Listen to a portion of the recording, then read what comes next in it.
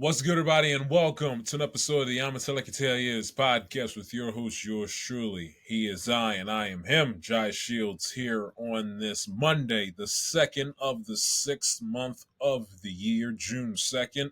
Here on a Monday, 2025. We got a good show here for you on this Monday edition of your favorite sports talk program, I presume. Obviously, the NBA Finals are set. I give you a postmortem on the Wolves and the Knicks, respectively, and we'll also preview the finals set to begin coming up later on Thursday of this week. Baseball Whiparound. The Tigers and the Royals had a nice series in Kansas City, very entertaining, objectively speaking. From a fan of that isn't a fan of either of the two teams. Back-to-back pitchers duels on Saturday and Sunday afternoon. We'll get to that. We'll get to, obviously, the Yankees and the Dodgers. Dodgers still reminding the Yankees they got a lot of work to do to catch up to them in terms of being the gold standard within Major League Baseball in 2025. Obviously, the Phillies got swept by the Milwaukee Brewers. We'll get to that. Excuse me. And also the breaking news with Corbin Burns and his elbow injury had to come out of the game in their game D-backs and Nationals over the weekend on Sunday afternoon in the desert. We will get to that. First off, just a little bit of housekeeping. Apologies, no show on Friday. Yours truly, yes, his birthday was last week on Thursday and was around family and was out and about all weekend long. So no show on Friday. That's the reason why. On top of the fact I also had to work on Friday, so I had no time to squeeze a show in between going out with the family and obviously going to work earlier that day. So apologies for no show Friday. We'll give you a show today. This upcoming later on this week probably won't have a show for you on Friday only because of the fact, and I would do it Thursday, but because game one of the NBA Finals is Thursday, what's the point? Doing two shows a week and not one of them is talking about, let alone previewing the NBA Finals. That it's kind of counterproductive. So one show this week, unfortunately, and then back to the two shows next weekend from there until the conclusion of the NBA Finals. The reason why no a second episode for this week is because yours truly has the awards banquet, the 2024-2025 Chesapeake Associated Press Broadcasters Awards banquet that yours truly got invited to and is attending in Ocean City, Maryland, coming up this weekend. I got to be there by late Friday afternoon, check in hotel, everything else, because there's a bunch of events surrounding that weekend, with the awards banquet being next Saturday night. So, and what am I going to do? Make the sojourn all the way over to Ocean City and then do a show in the middle of the afternoon. When I know as soon as I get there, I got to check in, probably have a half hour to 45 minutes to kind of decompress on making the sojourn over there to the Eastern Shore, and I gotta get my social batteries recharged somehow, because then I gotta participate in a crab feast and be social and be personable and be funny and be charismatic, and it's a whole with me. I got no problem being around people, but I got to mentally prepare myself for it, and I got to be in the right frame of mind. I gotta make sure I charge. I gotta have a good monitoring on my social battery, if you will. So it's a big thing. So for that, I won't be able to do a show for you to recap and to give you my 2 cents post game one coming up on Friday, unfortunately. But you have me here on a Monday, and we will jump and delve right into the NBA playoffs. Now it's looking towards the NBA Finals now. We'll delve right into it with the Eastern Conference Finals that was between the New York Knicks and the Indiana Pacers. We'll save the Pacers and the Thunder, the conference champions, for when we get to the NBA Finals in terms of previewing that championship series.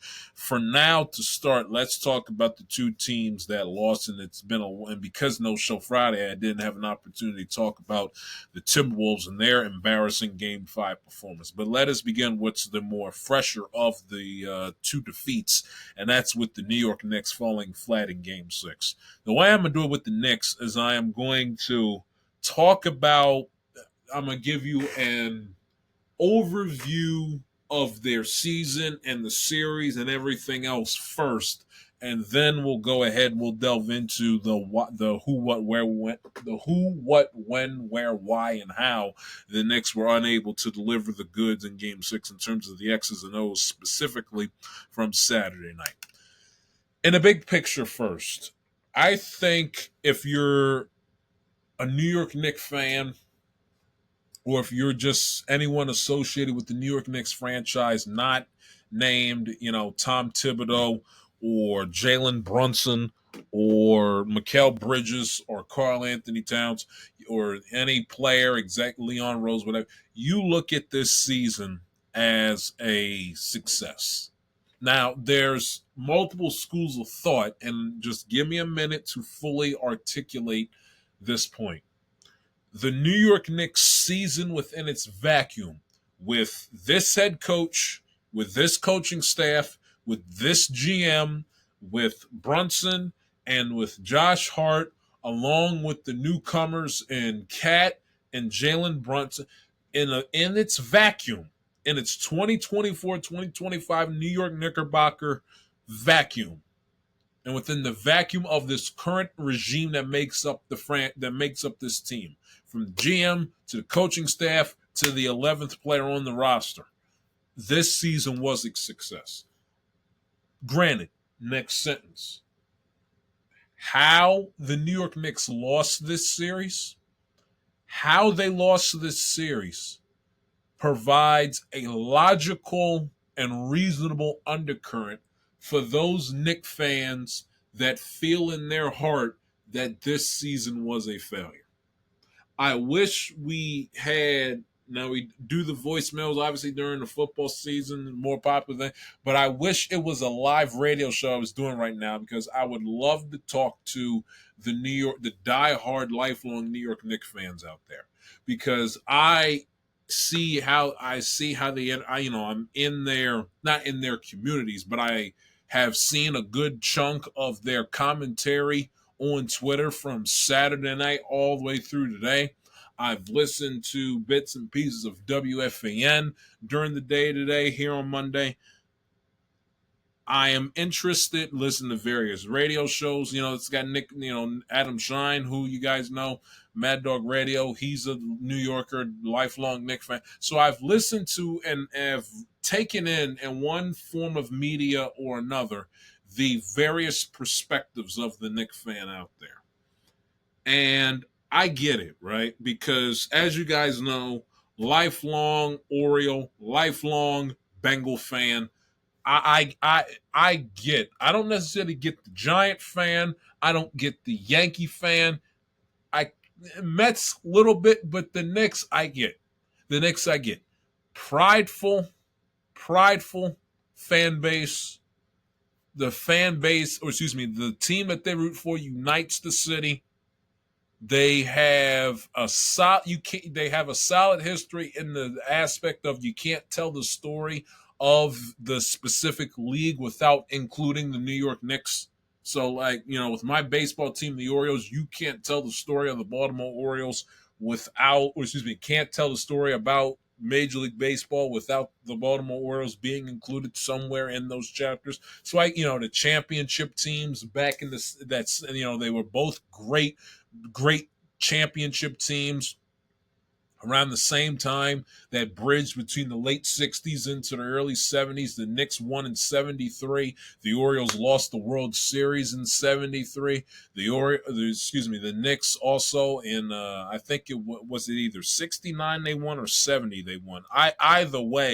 Either those 2 years, the Knicks were in an NBA Finals in those years, and then in those same years, back to back, the Orioles went to the World Series, lost the one in 69 and one in 70. So I get the larger than life, transcendent, popular venue. MSG compared to obviously Oriole Park and Camden Yards, those are like the two most iconic venues within their specific sports. So I get it. So I 1970s when they won. So in 70 the Orioles won the World Series against. So I get it. There's a lot of parallels between the Knicks and the Orioles, which is probably one of the reasons why I like to root for them so much a lot come playoff time. So I get it.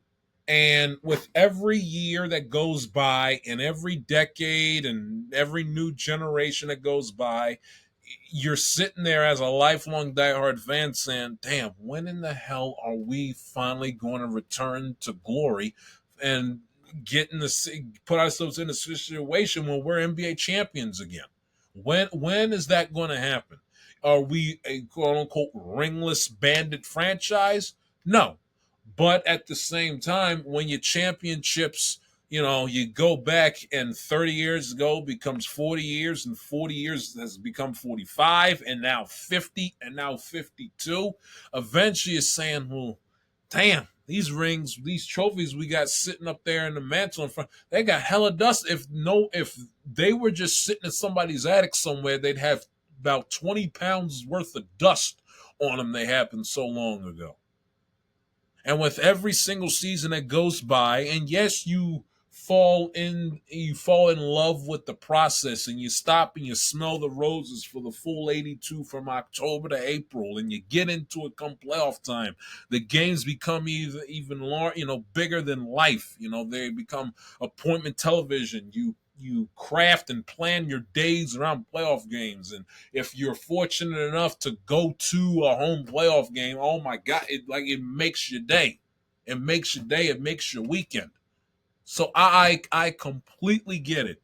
And then you win a playoff game, and the moment is just like, yes, this is teams are in their off season, and we're still playing games and still winning like it's a run of the mill stretch in the middle of the season in January. So I totally get that. I totally get that. And then you advance, you make it out the first round, whoop-de-doo, you don't go one and done, and then magically you're in the second round, opportunity to play for the conference/league championship, and then you actually turn around and you do it, and it's like, oh my God, like this actually, like we are 4 wins away from going to the, as the great Keith Jackson would say, the granddaddy of them all, which in basketball's case is the NBA. You're right there. My 14, oh my, we're only 4 freaking wins away. 4 wins away, and we're going to the World Series. 4 wins away, and we get to play for the ultimate league championship. And then it doesn't happen, and then you're just sitting there, and it's like, damn. Is that feeling of being so close, but yet so freaking far. And I feel that because the Knicks should have, if everything went according to plan in terms of coaching, lineups, in-game rotations, execution level, everything, perfect world, the New York Knicks probably end up winning this series, crowned conference champions, and are getting ready to play in the NBA Finals come Thursday in a perfect world. In a perfect world. And that's the conundrum. Because they were right there from doing something they had not done in 25 years, and that's playing in the NBA Finals. And then on top of that, do something that they had not done since put themselves in a position where they were only 4 wins away, hypothetically, from doing something they hadn't done in 52 years, and that's winning an NBA championship. But, the caveat and all of this, at the end of the day, and this is why you can say the season's a success, the Indiana Pacers are better than the New York Knicks. They're a better basketball team with a better roster, better bench, better coach, better alpha lead dog, whatever you want to call it. Halliburton versus Brunson. Play better defense, a little grittier, a little tougher than the Knicks. Pacers are a better basketball team. I mean, they should have. Both things can be true at the same time.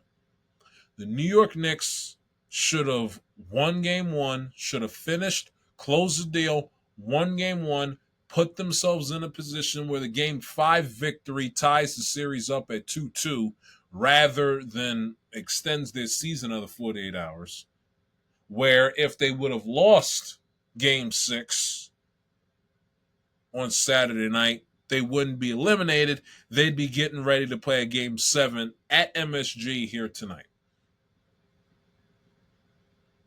In a perfect world.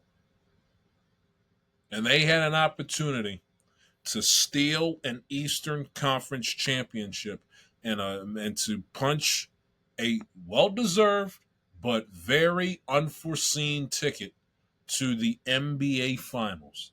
They had that opportunity in the palms of their hands. They didn't know it yet at the time, but in game one, about a week and a half, 2 weeks ago, they had that opportunity literally resting in their hands.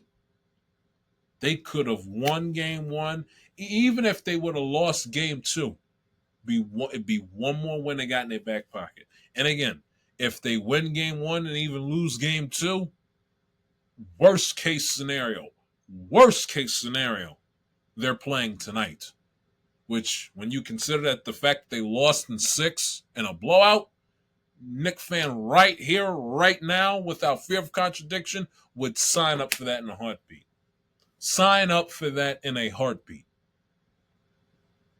They had an opportunity to steal this series and to swipe an Eastern Conference championship and moonwalk their ass into an NBA Finals. Now, if they'd have made it, would they have a chance in hell of winning?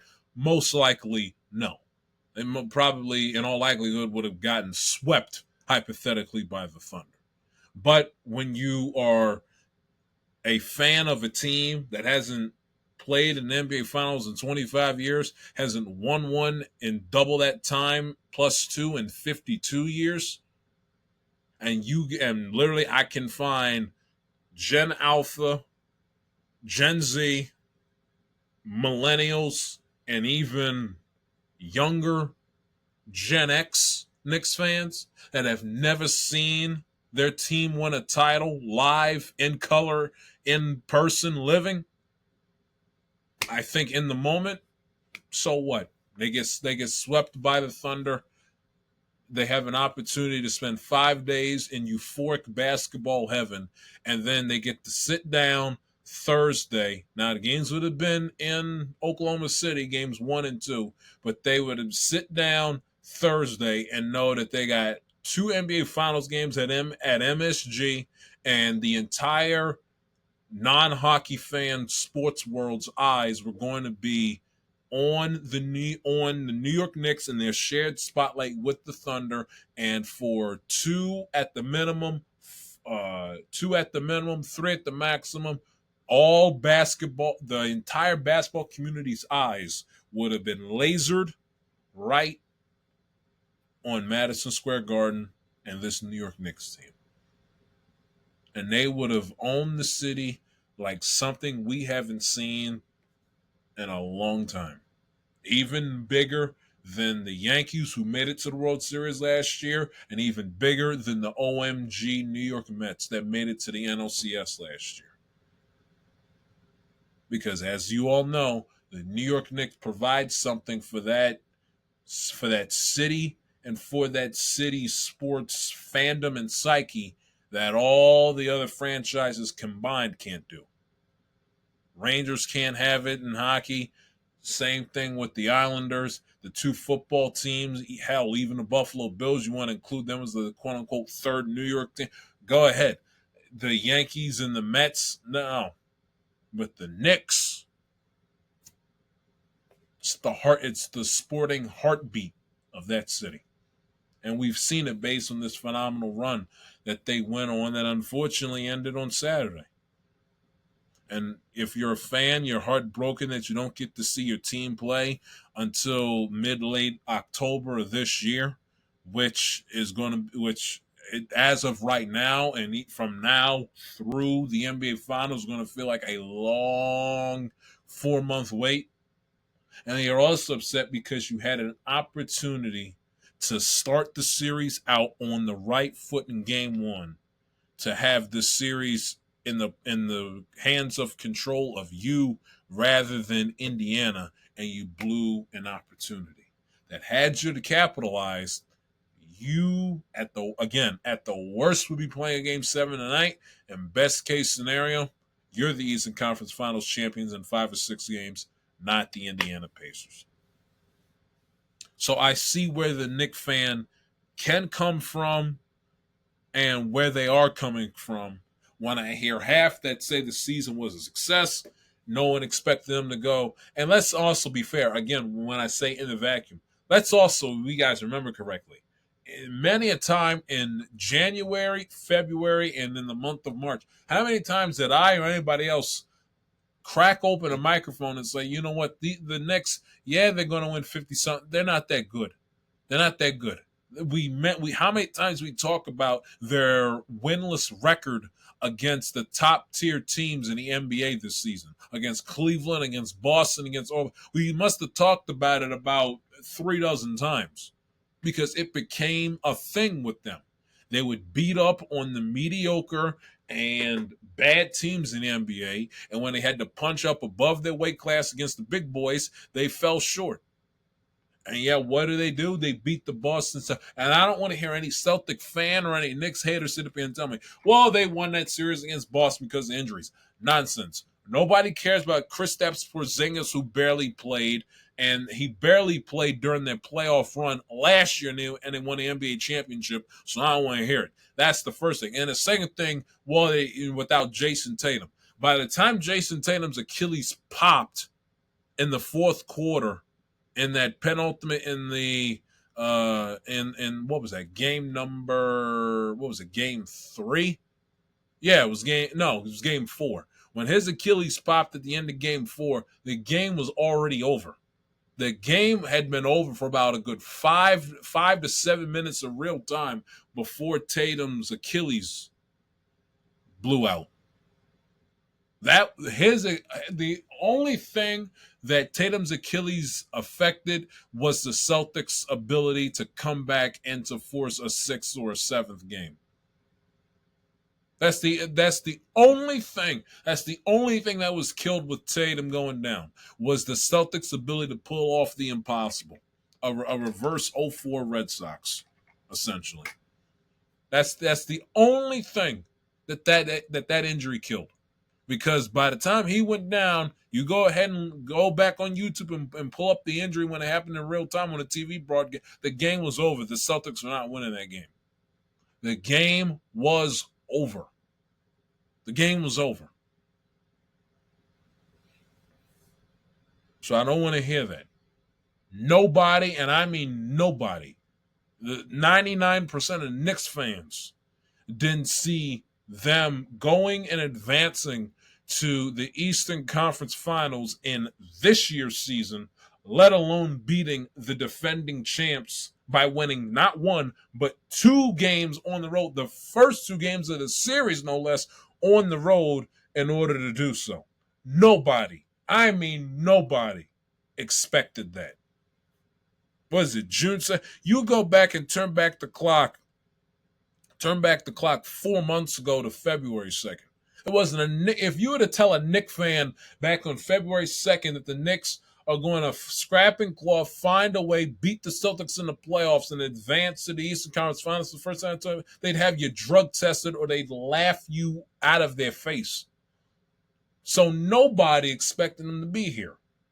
And because of the lack of expectation to get to the Eastern Conference Finals, on top of the fact that the organization had accomplished it in 25 years, and this was something that this team was able to do really in their second or third year of playing together.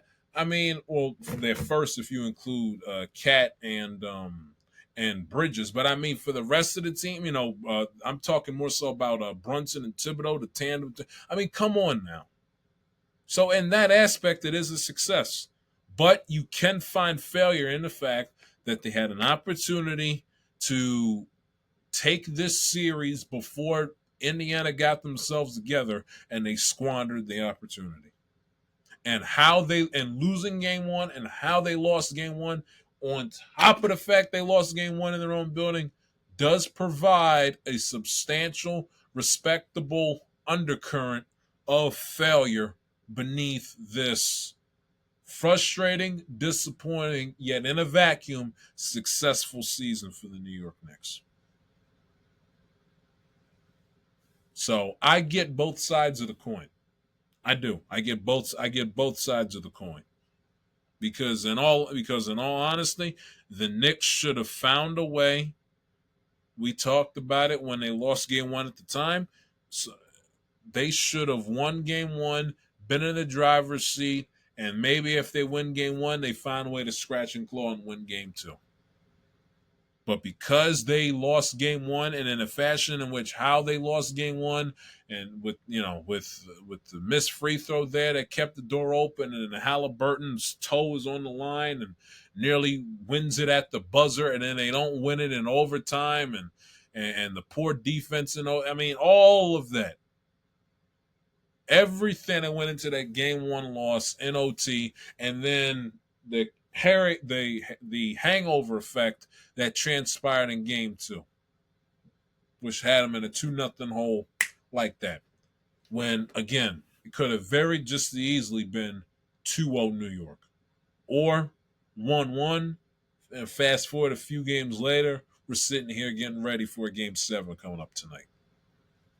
But there is an element of failure in what was a successful season for the Knicks. There was. And I think a lot of Knick fans, especially those that are the diehard Giant and or Yankee fan that has the high that carries themselves as a fan with such a high standard, I think that's important. This is important, I'd rather, for me to address and say right now. The New York sports fan, you can't be a victim of your own success or the success that you've seen with your team. You can't be. You can't be a victim of your own, and when I say your own, I mean your team's own success. And I think that's the trap that a lot of New York sports fans, which is why in a lot of people's minds they're so hated, and why the NBA world that hates the Knicks or hates their fans alike was doing handstands when they got bounced on Saturday because of how the fans act and how they carry themselves. Because I think they take that obnoxious, spoiled, entitled, high standard George Steinbrenner-esque mindset with their other teams, and then they apply it to a team that doesn't have that tradition of winning mystique that teams such as the Yankees and the football Giants do. And I think not only does it cloud their judgment, I also think it kind of has a tendency to put a black eye on their reputation as a fan base, because they watch the Knicks and they're rooting for the Knicks through the eyes and lens and practically standard of that of a diehard New York Yankee and or Giant fan that has the attitude of anything less than a championship on a year in, year out basis is less than acceptable, which I understand when you're a fan of those specific teams. You can't really hold the Knicks necessarily to the exact same high standard that you do for the Yankees and the Giants. It's not fair. And I think a lot of Knicks fans get themselves in trouble with that when it comes to just how they carry themselves with their fandom when it comes to this team, and also when it comes to their evaluation of this team. Because the Knicks, they're not a shoo-in guarantee in the playoffs every single year, number one. They're not a shoo-in guarantee to play in a conference/league championship series as number two. and they don't have as many rings. The Giants got 4 Super Bowl championships. The Yankees have obviously the 27. If cut that in half or in a third, whatever amount you want to do, depending on how old you are. And the New York Knicks have 2 in one same period of time. The Giants, they got a ring in the 80s, they got a ring in the 90s, they got a ring in the 2000s, they got a ring in the 2010s.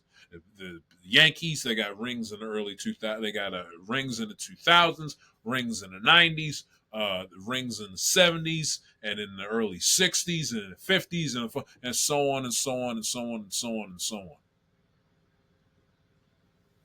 So I get it, but I think they're a victim of their own high standard where it can come across as arrogant, or not arrogant, but as entitled, out of touch, and probably sometimes tone deaf because they're taking because the standard, it can't be the same for every team.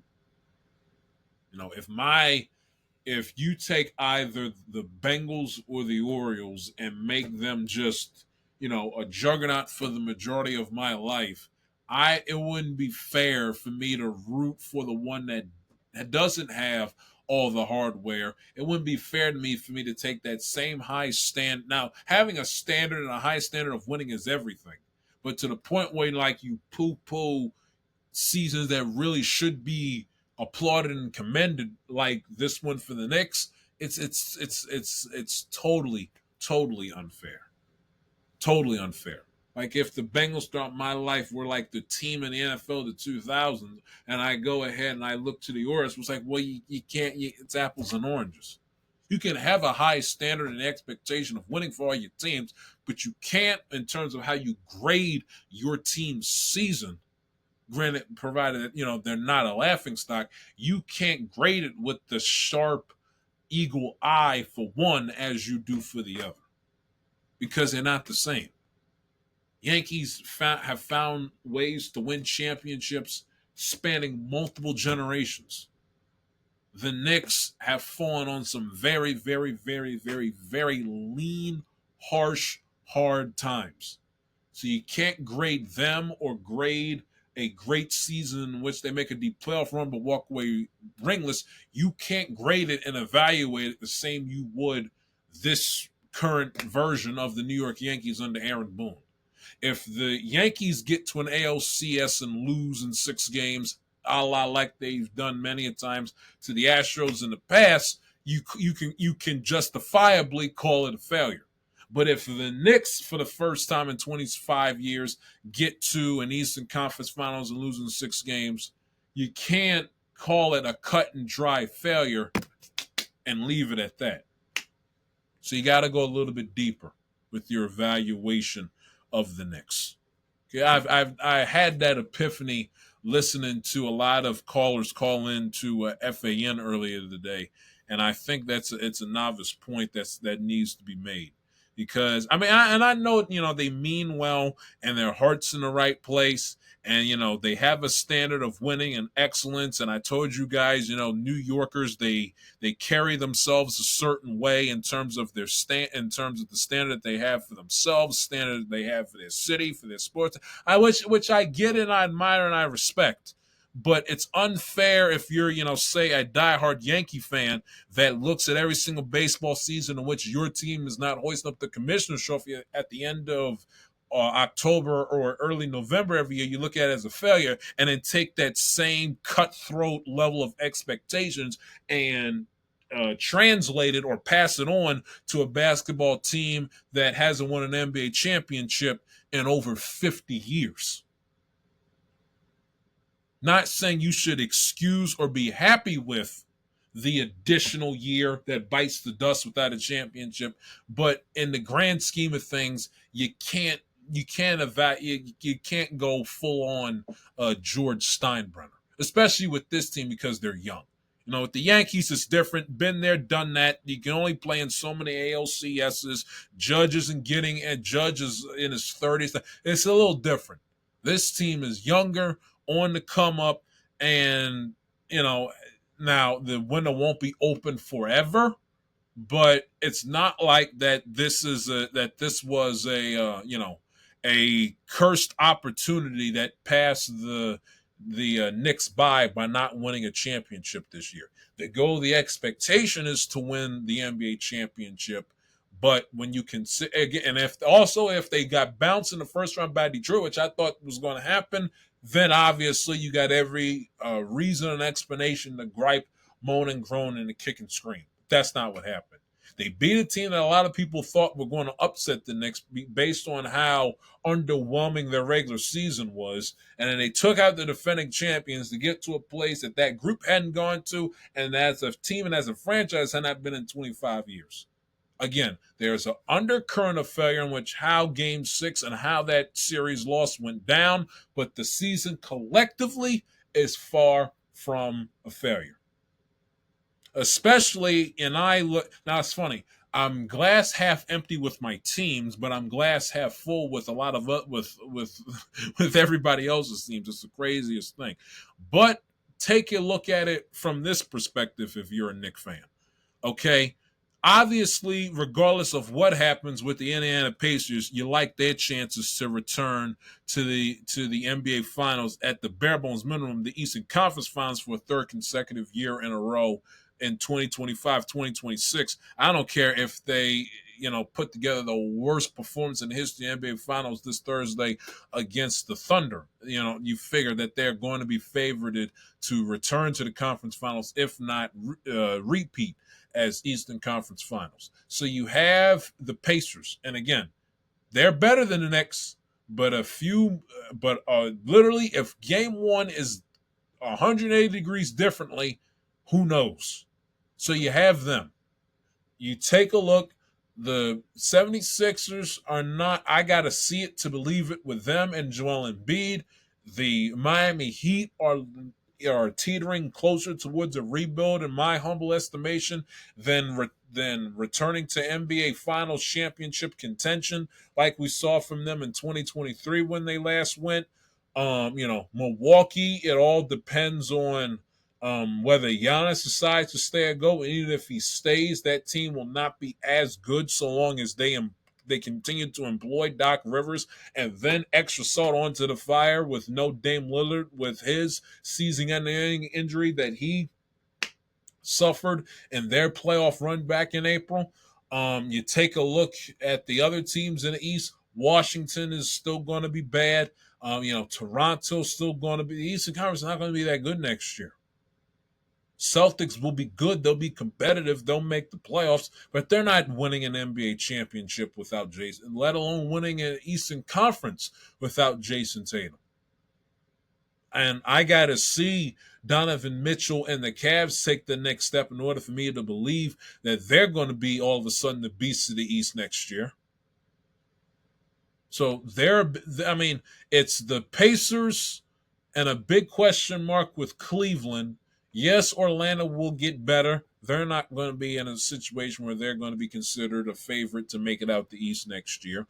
Just take a look at the East. It's not as deep or as talented in terms of stacked with juggernauts as one may think offhand. The conference is going to get weaker because Giannis limbo, the injuries to Dame and Jason Tatum, and it's a who's who with Philadelphia. Everywhere else, the East is going to be up for grabs. So if the Knicks improve by some form of fashion in the offseason and don't stub themselves in the foot in their hypothetical next playoff run next spring, I don't see how the only team standing in the way is the defending conference champions and the Pacers, really.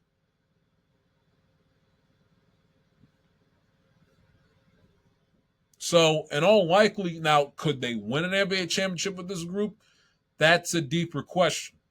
But they could absolutely build upon this and then make it to the NBA Finals come this time next year, based on where this team is, how fairly relatively young the roster still is. There's no, the team is most likely going to stay the same unless they ship cats out to Milwaukee to bring in Giannis. And if they bring in Giannis, I mean, then really forget it. If they bring in Giannis, they will be the heavy favorite come September or October this upcoming fall, prior to the beginning of the season, to win the end, to at least at the bare bones minimum make it out the East. So it's a complex thing with the Knicks. It's not all cut and dry as one may make it out. That's the big picture aspect with the Knicks. The X's and O's in moment perspective with the Knicks in terms of their season coming to an end on Saturday night. Let's jump right into it with how Game 6 went down. The Knicks on Saturday night they were a mess. They put up a competitive first quarter. First quarter, offense was humming. The defense, you saw the energy was there to start, and you were sitting there watching the game saying, okay, if the Pacers win, they're going to have to, another white knuckler. So strap in, lock in, and be prepared to give your best performance, because the New York Knicks are not going down. They're not going to Cancun without a fight. That's what we thought through the first quarter of this game. And then the second quarter came, and then the Knicks still were able to hang and stay within less than 10 points heading into the halftime locker room. I think they were down by 5, if I'm not mistaken. I can double check. Matter of fact, let me do so rather than guessing and talking out my ass. You take a look Saturday night. They were down at half, down by 4, 58-54. Did not play a solid second quarter. Got scored 33-30.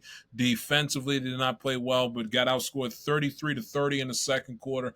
Down by 4, like I said, and had the Pacers, and what you heard in the halftime commentary and just the common thought watching the game is that they had the Pacers right where they want them, prepared for a white knuckler of a second half, and give themselves an opportunity to make a few plays here, a few plays there late, and then you punch your ticket to Game 7, and away we go.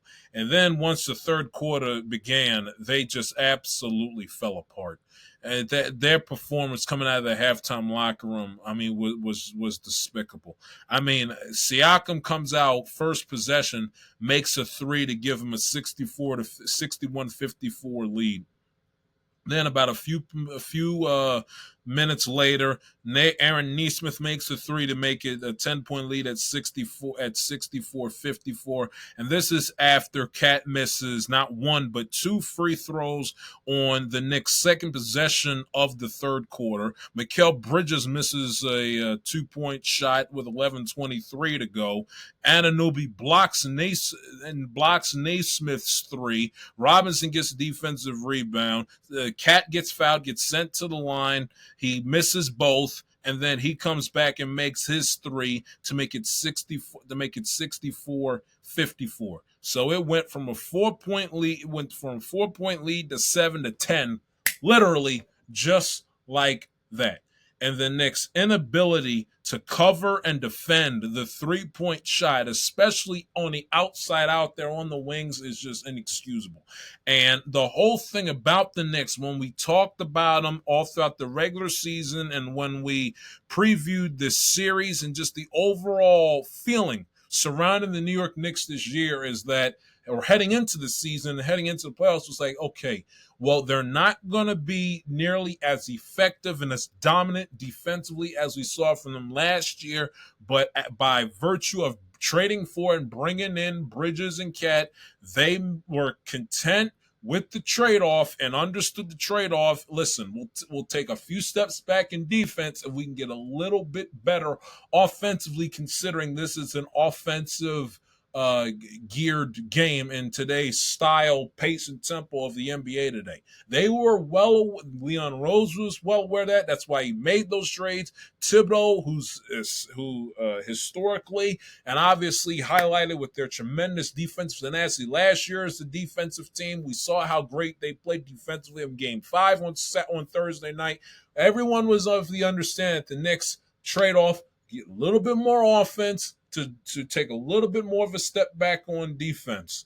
But the step back has, it's like 1, 2, back, moonwalk, 1, 2, boom, boom, boom, slick, swift, going forward. Thinking you didn't see it was literally, walking on the moon, one giant step for man, one step for man, one giant leap for mankind. Well, it was one step backward, two giant leaps backward for the Indiana Pacers because their defense in this series and then in game 6, especially in the second half, was downright abysmal.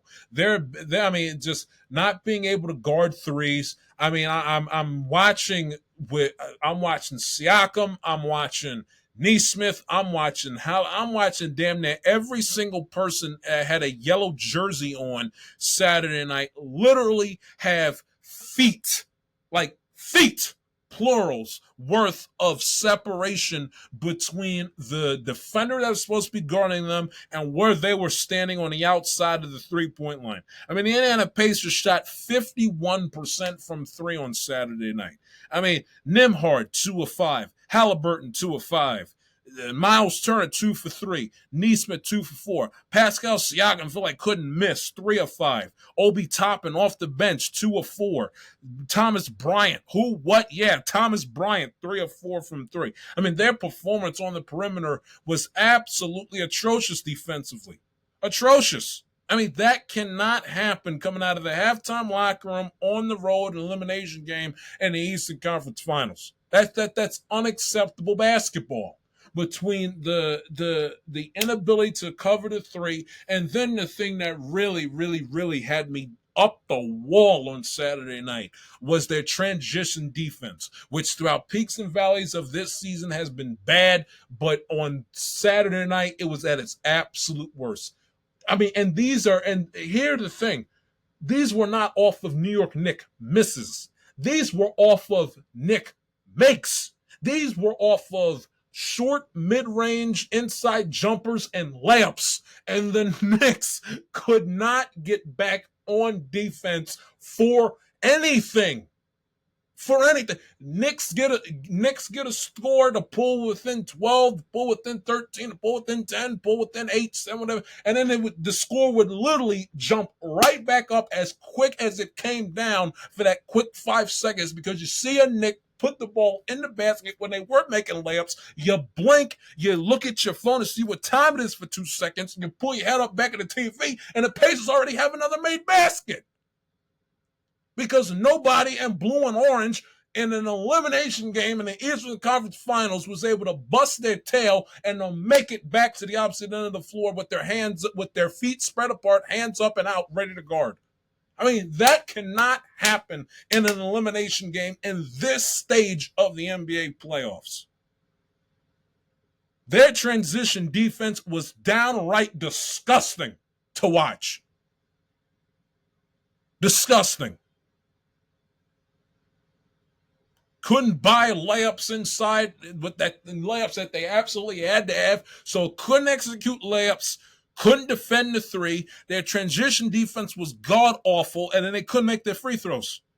Collectively as a team, they got to the free throw line 26 times. They shot 65% as a team from the free throw line. Jalen Brunson only got to the line twice, could make both of his free throws. Karl-Anthony Towns got to the free throw line 10 times and shot 60% from the stripe. What are we doing? The fundamentals, guys. The fundamentals will get you beat this time of the year each and every single time. What did I say at the beginning of this series? Just like you get to the AL and NLCS in baseball, you get the championship Sunday in the National Football League. When you get to that and graduate to that Final Four stage where it's you and only 3 other teams left in your sport still playing to determine a conference/league champion to advance away for the league championship for the year, your margin of error becomes slimmer and slimmer and slimmer the deeper you get into the postseason. So the routine error that a shortstop makes trying to play a ground ball to turn a double play that he doesn't make, that extends the inning an extra out, you may get away with it if it happens this time of the year in the month of June. If you're blessed and it happens in the wild card series or in the ALDS, maybe, just maybe, if it happens early enough in the game, you'll be able to live to tell about it. But when it happens in games number 4, 5, 6, or a 7th game of the league championship series in baseball, or if it's football and you throw an interception, you may be able to live with it. You throw an interception week 11, week 12, you find a way to win a game. You live to tell about it. Okay, fine. Again, you're blessed. It happens in a wild card weekend, in the division round even. You may, if you're blessed and you execute enough and your team in turn makes another play or creates another situation to force your opponent to make the same mistake, maybe, just maybe, you're fortunate enough to live to tell about it. But you throw that bonehead interception when you got 3 points sitting in your back pocket on 3rd and 10 at your opponent's 35-yard line with about 7 minutes to go in the 4th quarter and see what happens. You throw that ball in the middle of the field, or you feel that pass rush coming on 3rd and 6, and not only do you knock yourself out of field goal range, you get the ball slapped out of your hands, you fail to control the football, you put it on the ground, and you gift your opponent a free position. You go ahead and do that. You go ahead and do that in the championship game in the NFL and see where it gets you.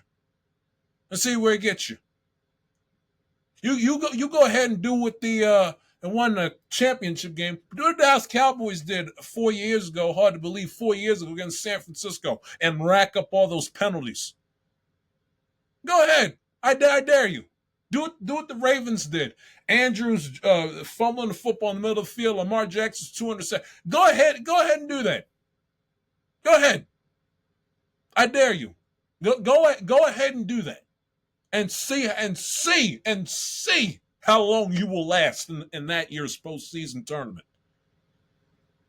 The margin of error, the deeper you get, becomes slimmer and slimmer and slimmer. I don't care what sport it is, baseball, football, basketball, hockey. That's just the way it works in professional sports. It's always been the case, always will be that case. And the Knicks' lack of execution, lack of fundamentals, and just the pure laziness, sloppiness, and just egregious levels of waning discipline came back to bite them square in the ass and cost them an opportunity to extend their season another game. And oh, by the way, that's not even getting to the turnovers. The New York Knicks turned over the basketball 17 times on Saturday night. 17 times. The Pacers had a plus 79 points off turnover differential. They had a plus 58 in the fast break point column because the Knicks couldn't be bothered to move their ass and get back on the opposite side of the floor in transition. And this stat really comes down to, like I said, the Pacers just being better than the Knicks because they had a plus 93 and bench point differential because Carlisle has a better bench than the Knicks and played it. There were times Tibbs shied away from his bench, and when he did go to his bench, didn't get as much production as Indiana because his bench is not as good as Indiana's. That's more so a team makeup thing. That's more so a problem that festers because of what you did or didn't do in the offseason. So you want to take the plus 93 point difference? Okay, fine. You want that's not necessarily Thibodeau's fault because look, he has to play. Okay, that's more so the reflection of how good of a job their respective GMs did have and have not done. Okay, fine. But the fast break points, the points off turnovers, and the assists, that's coaching. That's in moment. That's in game. That's in series, and that simply in this stage of the game cannot absolutely positively happen. Point blank period, case closed. That's why the New York Knicks are at home instead of preparing tonight for a game 7, or if they would have took care of business in game 1, preparing themselves for an opportunity, maybe just maybe, to play game 1 of the NBA Finals on Thursday night because of stuff like that. Turnovers, lack of discipline, lack of focus, sloppiness, not being buttoned up, the poor fun, all of that will come back around like a boomerang and knock your ass to Cancun so quick wouldn't know what hit you. Karl Anthony Towns has to be better. Jalen Brunson has to be better. Mikal Bridges has to be better. They all have to be better. And listen, they all had their moments where they were big, when they were, BMOC, big man on campus. They all had their moments. The Knicks don't win that series against the Celtics without Mikal Bridges. The Knicks don't win against the Detroit Pistons without Jalen Brunson, and they aren't who they are as a basketball team without Jalen Brunson. And Karl Anthony Towns was utter nuclear and giving the Knicks their first win of the series back in Game 3 in that fourth quarter was sensational, and had his moments obviously in the Celtics series. And he, along with Brunson, made those two big threes in the fourth quarter of game number 4, I believe it was, against Detroit that Sunday afternoon. So this is not a condemnation on any of those three guys, but they got to be more consistent and their elite levels of championship play. They showcased championship play in this playoff run, but in flashes and bits and pieces and spurts and, quarter spurts, or in inconsistent spurts, in a game or two in a best of 7 series. Not really outside of Bridges, one, as consistent as you want it to be back to back. It came in nice little cute flashes. It's gotta be consistent. We saw Halliburton dominate, take over. He was consistent. He was consistently on fire for the most part. Siakam, one of the reasons why he got Eastern Conference Finals MVP, because he was consistently putting up numbers, consistently making a contribution that turned this series upside down. And Cat and Brunson and Bridges have got to be able to get that down. It's not necessarily, how well you play or how high of a level that you do play when you do play well, as how consistently you play well leads to what makes a champion. Anybody can have a great fourth quarter or a great third quarter or a great game or make 2 great plays late in a tight game, but it's the player that consistently delivers the goods each and every single time and never misses a beat. That's the difference between a above average to a very good player that has their moments to a great player that can win an NBA championship or 2. And Cat and Brunson and Bridges have got to make those changes, look themselves in the mirror, get back in the lab, and fix their mistakes. Because Bridges at times was a complete offensive and defensive liability. Karl Anthony Towns, the same thing. The big man that thinks he's Brunson's height and a guard. And then defensively, it's just impossible. And when he does get physical and play defense, he gets himself into stupid foul trouble because he lacks discipline. And sometimes, all due respect, showcases the basketball IQ, that of a Kwame Brown. And Brunson, he's got to get better with his passing. His handles are not that good, and he too many times would create egregious turnovers simply based off of, more times than not, just making ill-advised decisions with the basketball in his hand in terms of passing out there on the opposite end of the floor. See a guy, his double team is getting trapped, it's like a quarterback. You see the DB and the linebacker chilling, ready to play the ball or one guy ready to play the ball, the other one ready to play the receiver. If you throw it to the slot receiver there that's running the drag, why in the hell would you throw the drag? They're playing the way the defense is set up. They're playing you to throw that ball right there with underneath 5 yards ahead of the line of scrimmage. And as inside linebacker, they're playing the zone in the middle of the field that's prepared to watch the quarterback's eyes, and it is the DB that's playing wherever the receiver runs. And then you're hell bent trying to fit the seat into this tight window, and you throw it there anyway. I mean, he was making those bonehead quarterback interception-esque passes with the basketball on Saturday. Yellow jerseys all over the place, and Jalen Brunson just feels the need just to force the issue. I don't know whether he's desperate and trying to make a play or, whatever the case might be. But he's got to get better at that. And he's got to get better also defensively, too. Got to get better defensively. More physical, tightened up, not being afraid to become an asshole on the defensive end of the floor. Instead of this lapdog, I guard your man, you guard him. He's standing out there 3 feet or 5 feet behind the 3-point line. I'm over here, Mikal Bridges chilling at the free throw. It's just not winning basketball. It's not. And Jalen Brunson and other teams are going to get him on this too next year if he doesn't stop this. I mean, it became. When you play 1, 2, 3, 4, 5, 6 games. And on top of the 4 games they played against each other in the regular season.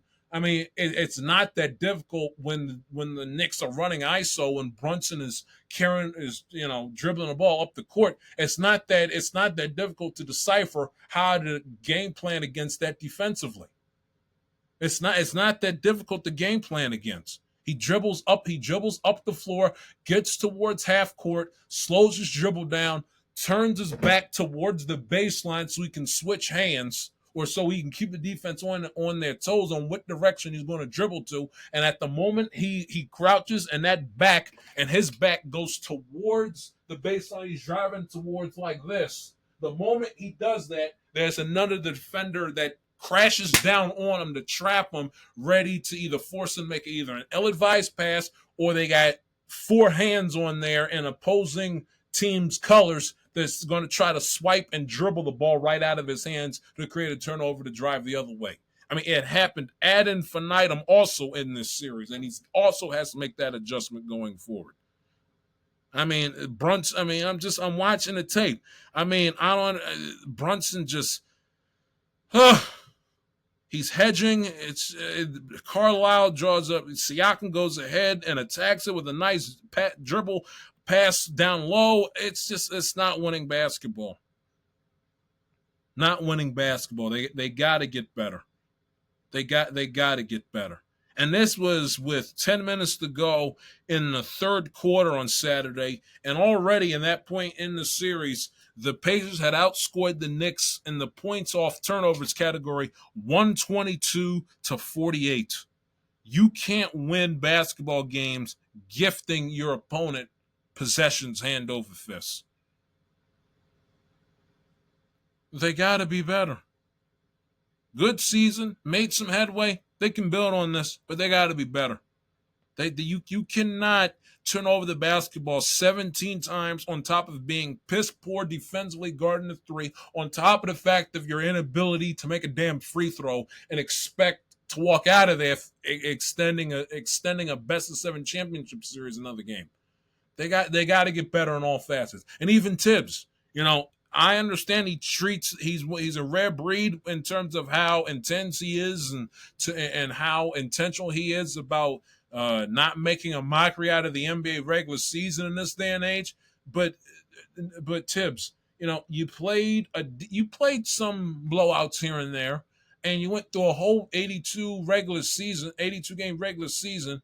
And this is on top of the fact where he had some injuries that banged up this team in early February. Why wait until playoff time to get creative with your rotations coming off the bench in game and with your starting lineups before the game? Why wait until it's time, where sink or swim for you to start experimenting with your lineups and your rotations off the bench? By this time of the year, that shit needs to already be, moving and going and flowing on its own. Why wait till May when we could have had these situations solved and figured out back in March? Frustrating team, but made a lot of headway. 2025, 2026 for the Knicks should be very, very, very interesting going forward. The New York Knicks, albeit their performance in Game 6 was disgusting, and their choke job in game number 1 will keep Knicks fans and players and coaches alike restless all through the summer and into the fall. At least they can say in some aspect they walked away not with their heads held high, but a little bit more dignity and pride than the Minnesota Timberwolves showcased, because their Game 5 performance was as pathetic, as lifeless, as feeble, embarrassing, grotesque, despicable, and unwatchable of an elimination game performance in a championship setting I can recall in a good hot minute. Like, I can't think of, maybe if I sat here for an hour and a half consecutively and pondered it and Googled and everything, off the top of my head, I cannot recall a performance in a championship game that was so grotesquely horrific where you wanted to shut the game off before you even got to the 3-minute mark in the second quarter. And don't misinterpret. I'm not talking about blowouts in championship settings. I'm not just talking about strictly blowouts. I'm talking about blowouts in which the team just not only do they not show up, they just straight up look like that they're not even trying. Like mentally their bags are packed and are already in Cancun for the off season. I'm not talking about a blowout in which a team just kicks the living stuffing out of an opponent because it's just a demolition and domination clinic. I'm talking about, and that's not to take anything away from Oklahoma City, but if the Thunder gave a damn in Game 5 last Wednesday night, they had a funny way of showing it. That's just disgusting. I mean, you could tell the minute the Oklahoma City Thunder's offense went off in the first few minutes in that first quarter, you could tell that unless something either catastrophic was going to happen in Oklahoma City or the Timberwolves were magically going to catch lightning in a bottle, this was going to be a 48-minute catastrophe. And the game was over. The game was over like 5 minutes in. Realistically speaking, the game was over 5 minutes in, and ideally you could have shut the game off at halftime, if not with about 5 minutes left to go in the second quarter. That's how unwatchable the game was. That's how poor the Minnesota Timberwolves played. I mean, defensively they were a mess. Offensively, the lack of execution was just pathetic. I mean, they were held in the single digits for the entire first quarter, if I'm not mistaken. It held them to 9 points in the first quarter on Wednesday night. I mean, it's an elimination game in the conference finals back to back. For something that's to be proud of, and you only walk away scoring 9 points through the first 12 minutes of the game, get outscored 26. Then, I mean, the game was over at the end of the first quarter. Again, over at the end of the first quarter, you could have shut the game off by halftime, if not with 5-6 minutes to go into the second quarter. It was just embarrassing. And I don't want to hear, as a sidebar, I don't want to hear none of this. Now, why we have to crown a new face of the league instead of one just magically happening by nature rather than by nurture, or by happenstance rather than by predetermined selection, I have no idea. But the fact of the matter of it is that Anthony Edwards, he is far from becoming the face of the NBA. Yes, the back-to-back Western Conference Finals appearances are cute, they're nice, they're fine, whatever, God bless. He has been outplayed in back-to-back conference finals. He got outplayed and outshined by Luka, and then in this series, he got outshined by SGA. and he had a very pedestrian postseason. Rudy Gobert and Naz Reid was the star of the Lakers series. Golden State couldn't compete without Steph Curry. And then this year, outside of going crazy for their 30-40 point blowout victory to avoid getting swept in game number, what was it, game number 3 it was? And yeah, it was game 3 it was because that was when game 5 was a Wednesday, game 4 was a Monday, and game number 3 was that Saturday. So game 3 a few Saturdays ago. Outside that, he was a complete no-show in this series. A complete no-show. That's not what screams face of the league.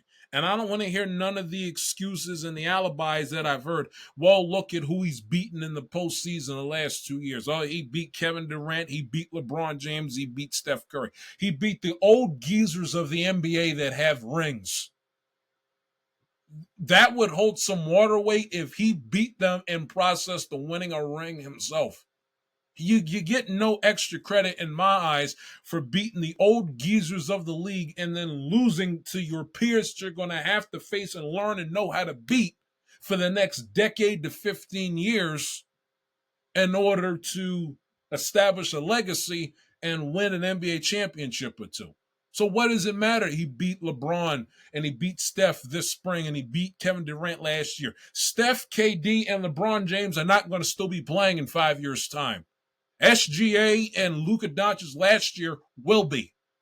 And he got outplayed and was just taken to the cleaners by the both of them in both series. So he gets no bonus points from me for that. The big time playoff losses and series wins against formidable opponents like that, those only hold as much water weight as your next series win. They only hold as much weight as your next series win. You want to know why now that 4 years has passed, I'm kind of ho-hum and not as enamored with that 2021 Bengals championship like I used to be? You know why? And specifically that comeback against Kansas City against the great big bad Patrick Mahomes, the Kansas City. You want to know why?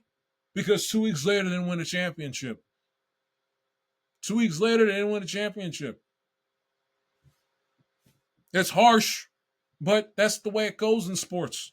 No one talks about and remembers how great of a postseason run Joe Flacco had in 2012, beating the two GOATs of that generation in terms of quarterback play in the NFL in the 2000s, in the 2010s, and Manning first and Brady second. Nobody talks about Flacco's performance and raving about him being elite and beating those two guys if he lays an egg against Colin Kaepernick in the Super Bowl 2 weeks after the championship game and 3 weeks after the Denver game. Nobody's going to talk about it. Nobody's going to care. Nobody's going to care. Nobody talks about and raves about the job that Mark Sanchez and the 2010 Jets did beating the Patriots on the road, Brady and Belichick, when they went to Pittsburgh the next week against Ben Roethlisberger and laid an egg in the championship game. Nobody cares. One of the reasons why the New York Knicks fan, those out there that look at this season for them as a failure, one of the reasons why they feel that, in spite of them beating the Boston Celtics, the defending champs, get to an East. Want to know why they feel that way? Because they don't have the hardware. They don't have the championship banner, the rings to prove it. Congratulations. You beat the vaunted team of the league that year. Where's your ring? Oh, no ring? Whatever. It is what it is. Call me, wake me up when you get one. That's how I feel about Anthony Edwards. I don't want to hear no face of the league nonsense, at least at the most minimum, until he gets to an NBA Finals. SGA's in one. Currently, Luka was in one last year. Nikola Jokic was in it 2 years ago. I don't want to hear it. I do not want to hear it. You can become the face of the league if, the bare bones minimum, you have showcased your talents in the game's biggest stage. You can say that. Mahomes is the face of the NFL. Why? Because he has played in a Super Bowl for 3 consecutive seasons and 2 Super Bowls on addition to that prior to the 3 consecutive he's just been in. Nobody walks around, no one, due respect, nobody walks around saying Josh Allen is the face of the National Football League. It's the face of the Buffalo Bills. It's not the face of the National Football League. One of the reasons why prior to last year, people were very bullish on saying Aaron Judge and or Shohei Ohtani is the face of Major League Baseball. Why? Because they haven't competed at the game's best stage. And when Mike Trout was in his prime and was healthy and was given 154, 152 on a consistent year, one of the many qualms that people had about people naming him the face of Major League Baseball. Why? Because you never saw him after September 30th play outside of 1 year. In order to be the quote-unquote face of your given league, you got to not only make it to the postseason and play in the postseason, which Edwards, to his credit, has done, you also got to win in the postseason. And when you make it to those championship rounds, you got to win. You can't just go there to go there. You got to win. You can't just make it to the Western Conference Finals. You got to win. You can't just make it to the NBA Finals. You got to win. You can't play in the Super Bowl playoff championship Sunday. You got to win. You can't just play in the ALNOCS. You got to win. You got to win. Because if not, why are we wasting our time? Especially when you compare it to the other previous faces of the league, and those guys won. LeBron James won. Steph Curry won. Kobe won. Magic won. Bird won. Jordan won. Jerry West won. Bill Russell won. Those guys, champions, played in the finals and won. Played in conference finals and won. Anthony Edwards has not. You know what he has won? First class ticket to Cancun.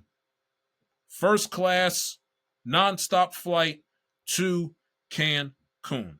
So, without further ado, let's hear it for the 2024-2025 not Oklahoma City Thunder, but the 2024-2025 Minnesota Timberwolves and the 2024-2025 New York Knicks. 1, 2, 3, Cancun.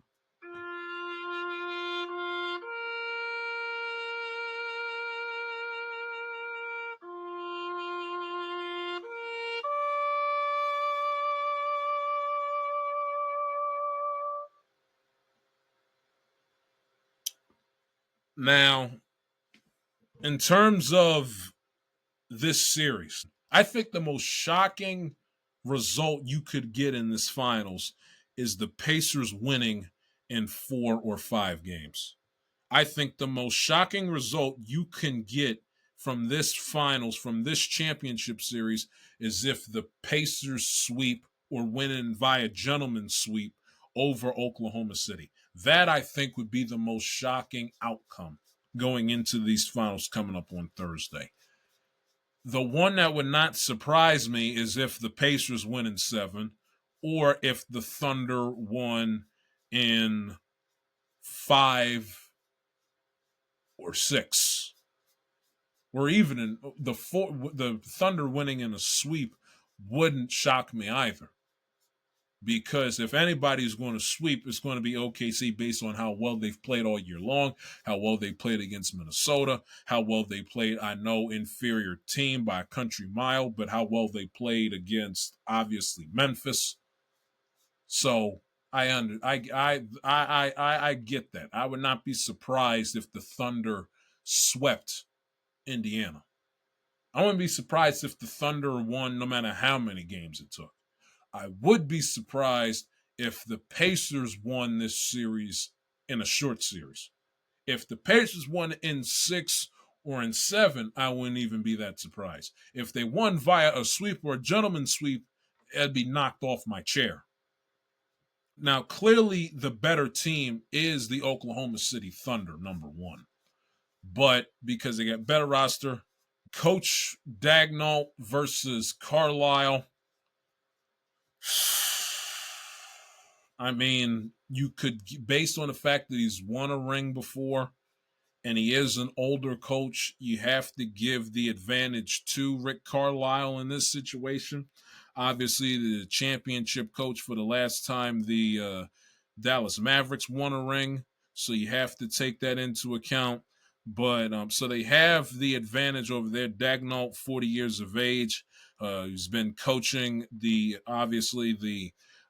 Oklahoma City Thunder as an assistant since 2016, has been the head coach since 2020.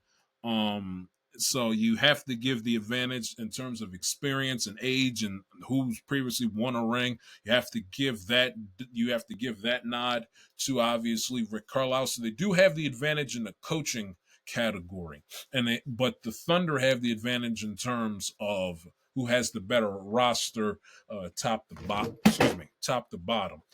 So you take that into consideration. Both teams like to play at a fast pace. They like to move in transition, like to get the ball out fast, like to take the open jumper, that comes to them. They don't like to hesitate a whole hell of a lot. They like to crash the board, play defense, rely on their guys coming off the bench, rely on the Isaiah Hartensteins of the world, the Isaiah Joes, the Nemharts, the Pascal Siakams to do a lot of the dirty work and/or to pick up the slack when the Tyrese Halliburtons and the SGAs are having slow quarters or slow halves. So they're very similar in terms of how they play in their formula that leads to them winning basketball games. But I think what it's going to come down to in this series is how the Thunder managed to play from behind. I think if you can find a flaw, and you're nitpicking when you do so, but I think if you can find a flaw or find a thing that would leave you with one eyebrow raised, that would leave you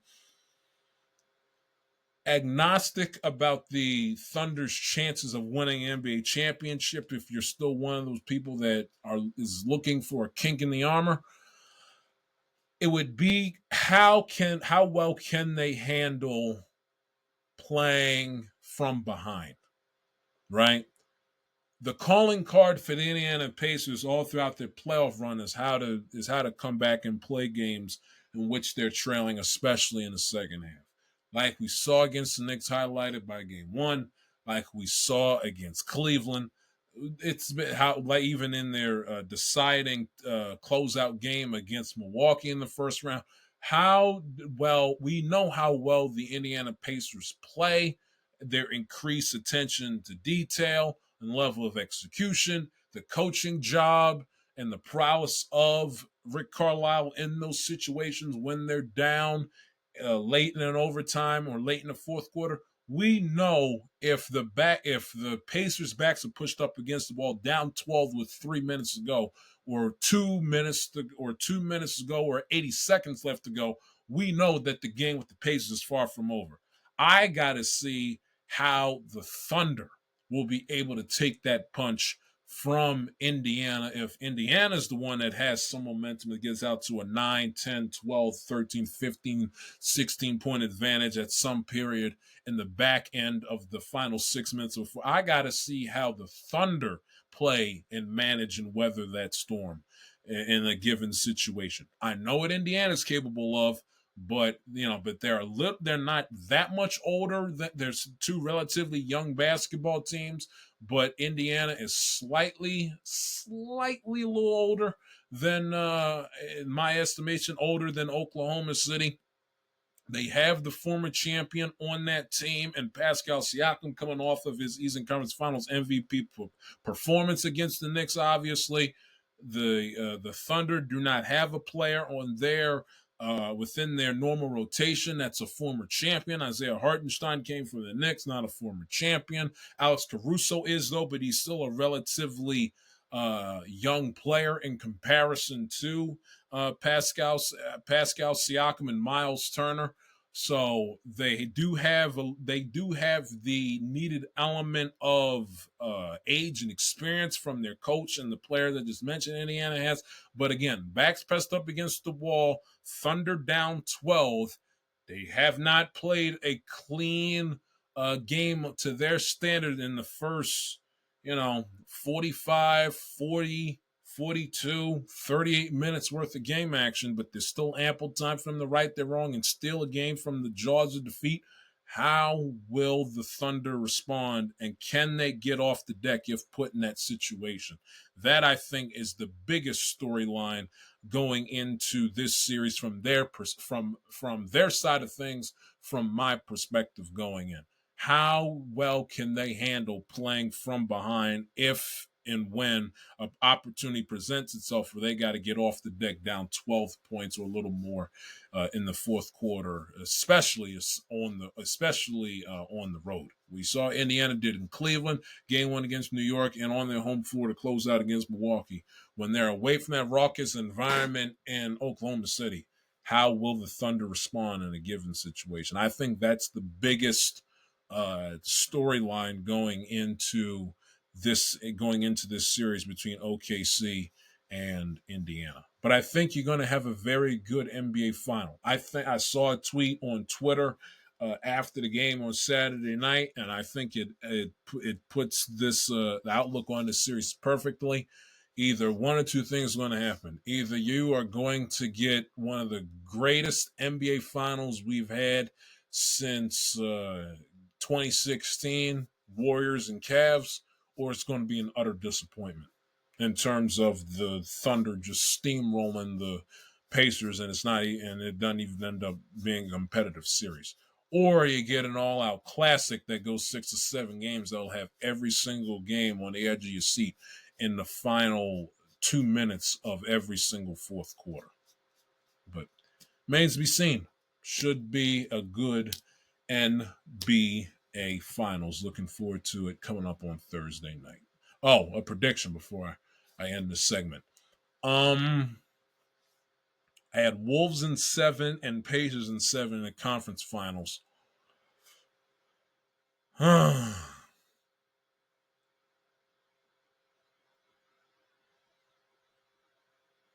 Halliburton, Halle Berry, hallelujah. Thunder in 6. In terms of Major League Baseball, quick whip around the weekend's worth of action. Yankees lose a series to the Dodgers. That's a humbling experience if you're the Yankees, because granted, and they've played well early on to start the year, and they've beaten some formidable opponents. They took 2 out of 3 from the Mets the weekend prior. They took 2 out of 3 from them. They they played well to winning a series at home against the Padres. They went to Seattle, took 2 out of 3 from them. They swept Texas 2 years removed from being the defending champs. They swept the Royals in their building in mid-April. So they've had, now they did lose a series to Cleveland, did lose a series to the Orioles. How, looking back on it, with it, hindsight being 2020, what it is, even at the time, it was a little bit hard to fathom. But so they have had some bumps in the road, losing to Arizona, losing a series to Detroit, losing a series to Cleveland, losing a series to the Orioles, and they did, going into that series on Friday, try to downplay it and poo-poo it all they wanted to. It's just another series. The regular season doesn't equate to a World Series, and there is truth in that. What the Yankees were saying in their dialogue and their rhetoric leading into the series. But, I mean, at the end of the day, who do the Yankees think they're bullshitting? I mean, don't engage in intellectual dishonesty. It could be either the World Series or a weekend series in late May. Everyone and their mother knew that every single – I mean, that's a series where if you're Boone and you walk into the first team meeting room in Tampa, Florida for spring training this past winter, that's a series you say, listen, boys – and find a way in some managerial psychology and in manager speak, you find a way to tie that series in their building this past weekend, and you tie it into the goal and the objective of the season, while also tying a bow on what you left on the table in the World Series last year. I mean, the idea that it's just another. I mean, it's a bunch of non. I mean, that you lost. I mean, and this is not again. It's not like that they lost the World Series to, due respect the Arizona Diamondbacks or the pick another good team that's nondescript.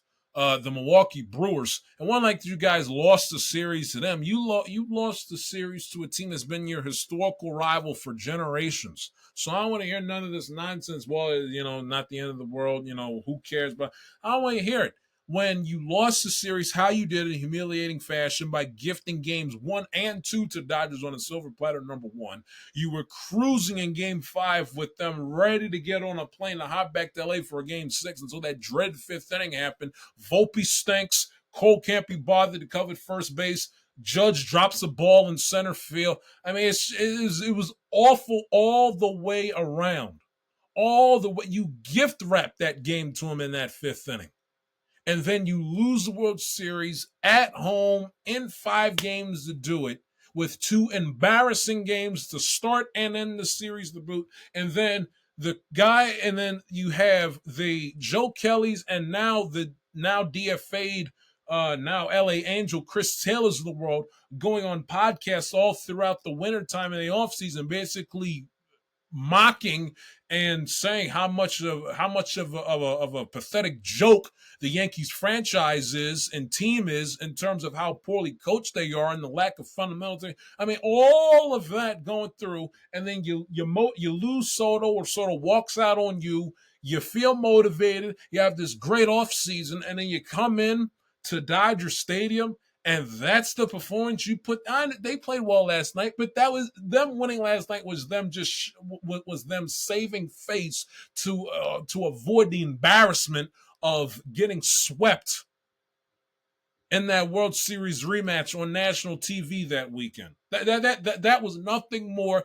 You don't give the wins back, but that was nothing more than just the Yankees' effort. Yorba pitched well, give him credit. Bullpen was well. They hit. DJ LeMahieu had a nice game, so he'll be on the roster. They'll buy him another month and a half, 2 months at this point with him.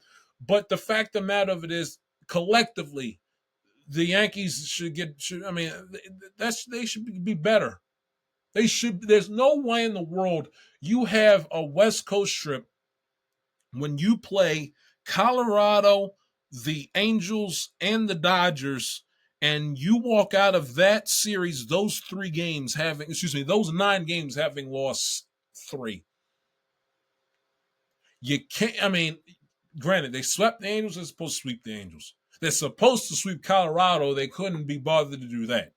So when you don't sweep Colorado, the worst team in the universe, and then you close out the road trip losing a series to the defending champs that beat you last year, they'll say on the internet they went 6-3 on the road trip, and it'll look nice and it'll look cute, when you take a look at the Yankees, last 10 game stretch, it'll look nice and fine.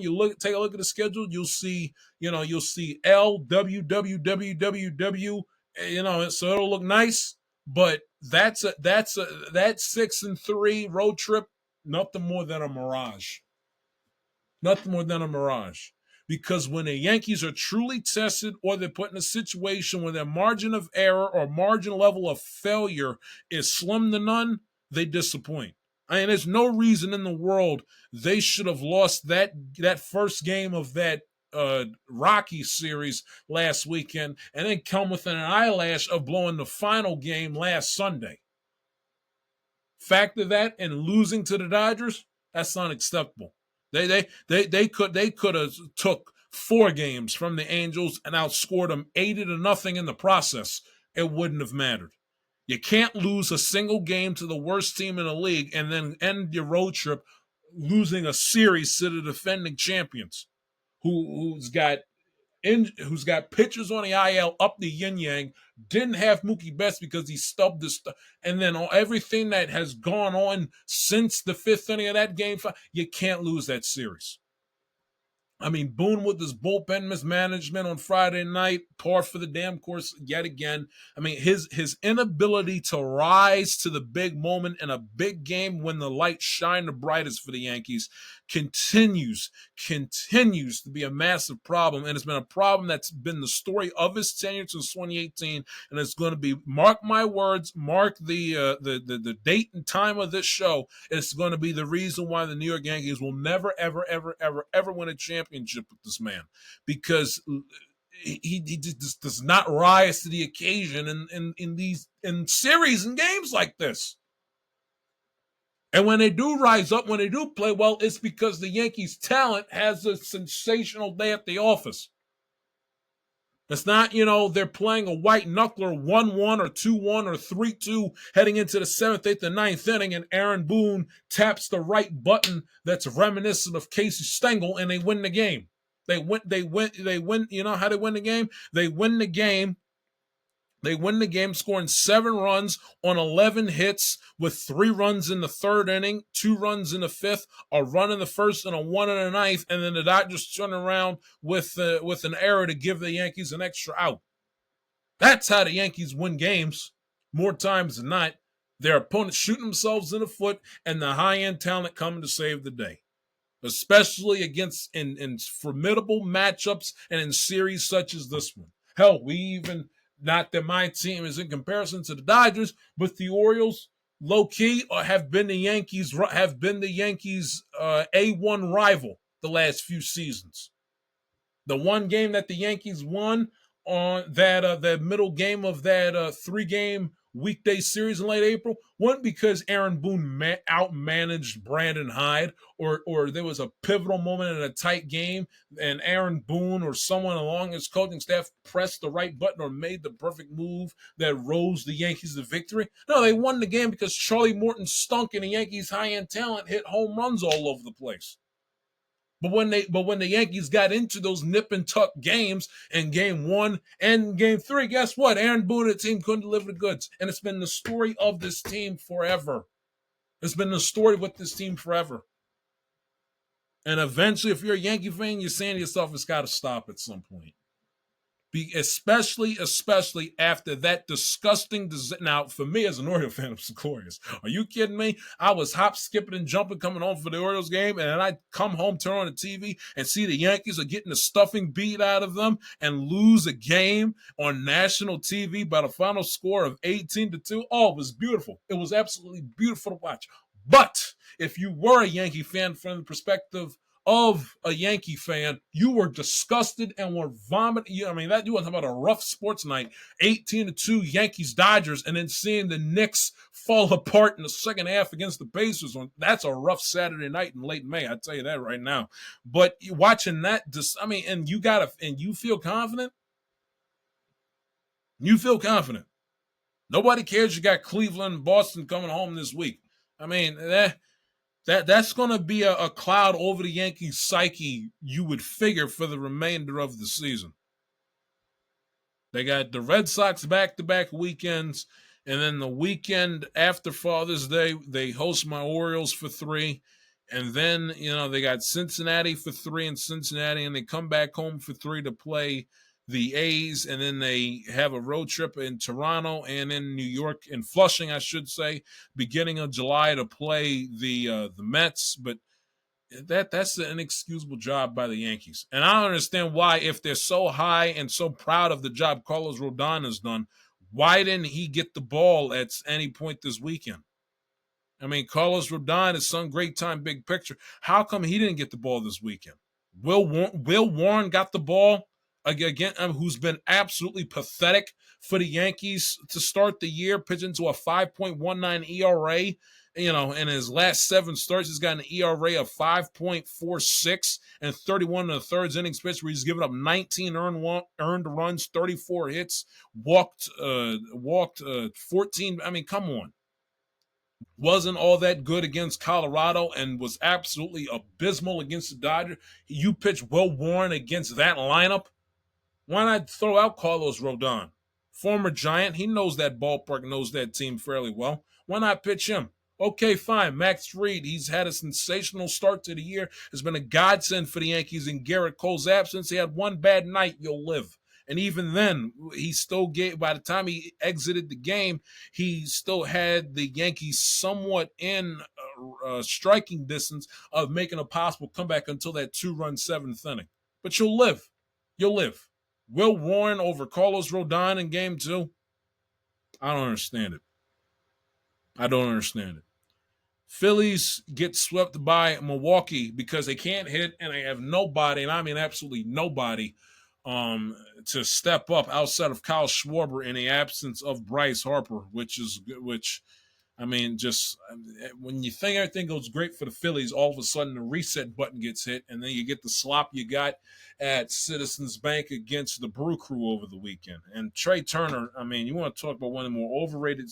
People talk about Tyrese Halliburton, one of the most overrated players in the NBA. Because somebody put together a player poll and maybe put Trey Turner at the top of one of the more overrated players on Major League Baseball, making $300 million, and has just been, for the money he's making, a disappointment for the Philadelphia Phillies? I mean, can we call a spade and label it what it is?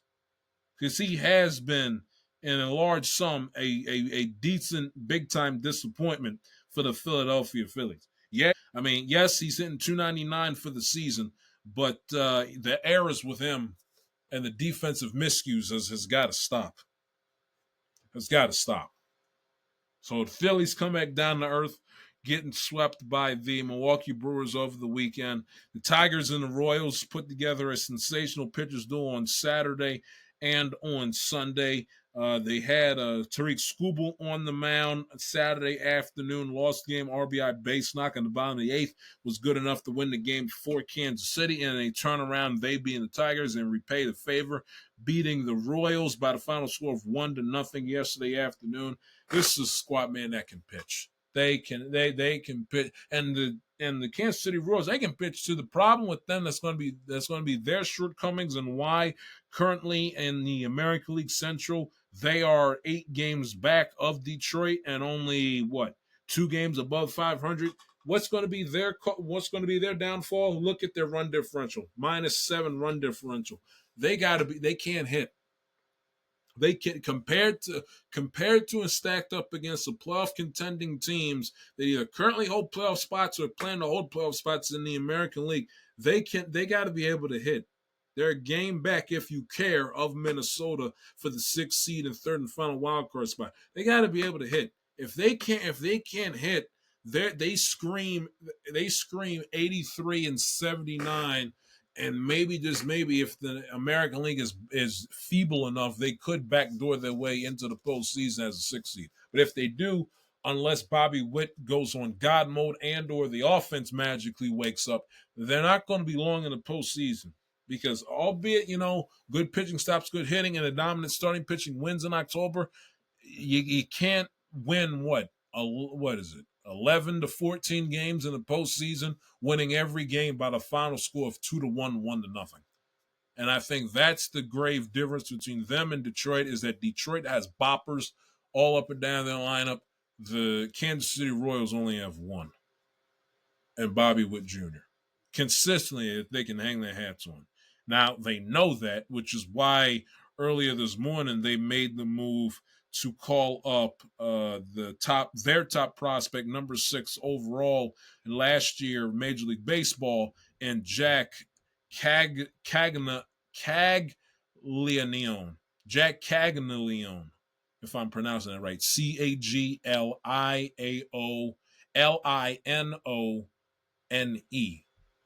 who's had a phenomenal season thus far in the minor leagues. So they called him up earlier this morning to give an added boost to their lineup, which they desperately need going forward. I mean, that's the only thing. They can pitch. They got arms up and down that rotation. Bubic has been excellent. They got some dogs in that rotation, but you can't win a championship, with an offense that's of the likes of a 60 to 70 something win baseball team, and expect to win long term. You can edge out a playoff series here and there, like we saw obviously last year in a short series against the Orioles, whose offense somehow was worse than theirs. But you go up against a team that can rake, a la the Yankees last year, with Stanton and Soto and I mean, you're not going to win. You're not going to win. You're not going to win going up against Detroit. You're not going to win against Cleveland. You're not going to win going up against the Yankees. You got to be able to hit. You got to be able to hit. Corbin Burns undergoing an MRI for his elbow injury. You could read lips if you can. Said, my elbow's done. It's shot. That's it. Walked off the mound without protest. Had to come out of the game in the fourth inning in the D-backs game against the Nationals on Sunday afternoon. If this reads what I think it reads, the Diamondbacks are already under 500. Let's check their record out right quick, because it could get worse if, in all likelihood, that is going to be it for Corbin Burns this year. They could get hairy real quick for them. Currently in fourth place, 8 games back of the Dodgers, 28-31, 2 games under 500. They have lost 8 out of the last 10, and it could get worse if they have no Corbin Burns going forward. This week, they begin a 6-game road trip, 3 in Atlanta, 3 in Cincinnati before they head home. And then who's waiting for them once they get back home? The Mariners and the San Diego Padres. So it does not get easier for the Arizona Diamondbacks as they welcome the month of June. There you go. Baseball and NBA playoffs. Keep it short, keep it sweet, keep it simple. That's how we like to do it on this episode, this newest episode of the Like podcast. If you like what you heard, new to the show, please don't hesitate to subscribe up here. Follow me on Twitter, Instagram, Threads, the works at the J Shield. You guys have a great, safe rest of your week until next Monday. Peace. We are out.